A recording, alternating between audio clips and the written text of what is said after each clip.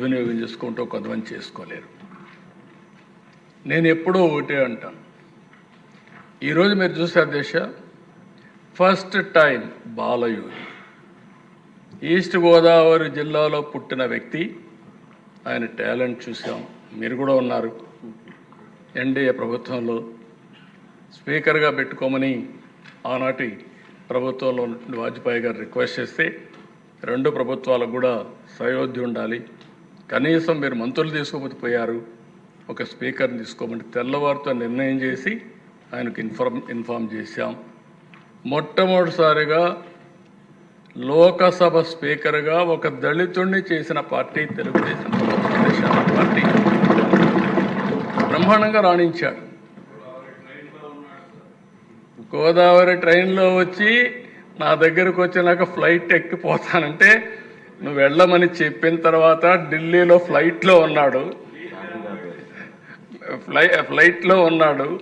ఫ్లైట్లో ఉంటే దిశ వాజ్పేయి గారు ఫోన్ చేసి మీరు ఇప్పుడన్నా ఒప్పుకోండి, 10:30కి నామినేషన్ వేయాలి, 12 గంటలకు 11:30 12 గంటల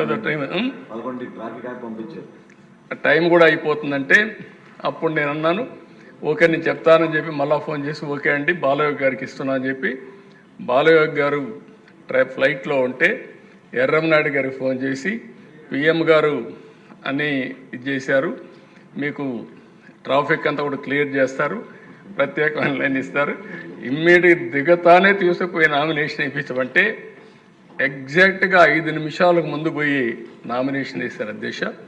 బట్ ఒక దళిత ఒక ఎస్సీ బిడ్డ బ్రహ్మాండంగా రాణించి మొత్తం దేశమంతా కూడా మెప్పించే స్థాయికి ఎదిగారంటే అదే తెలుగుదేశం పార్టీ, తెలుగు గడ్డ గర్వపడుతుందని చెప్పి కూడా నేను మీకు తెలియజేసుకుంటున్నాను.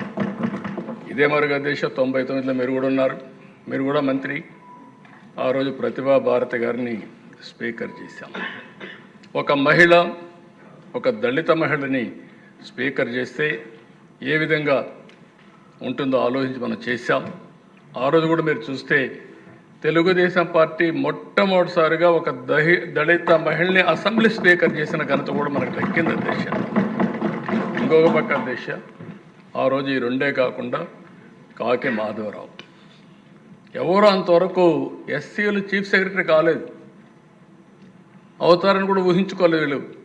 కానీ ప్రమోట్ చేయడమే కాకుండా కాకి మాధవరావు గారిని చీఫ్ సెక్రటరీ చేసి మళ్ళీ ఏదైతే పంచాయతీరాజ్ లోకల్ బాడీ ఎలక్షన్స్ కోసం స్టేట్ ఎలక్షన్ కమిషనర్గా చేశాం అధ్యక్ష. ఇంకో పక్క అధ్యక్ష అదృష్టం ఒకసారి ఎన్టీ రామారావు గారు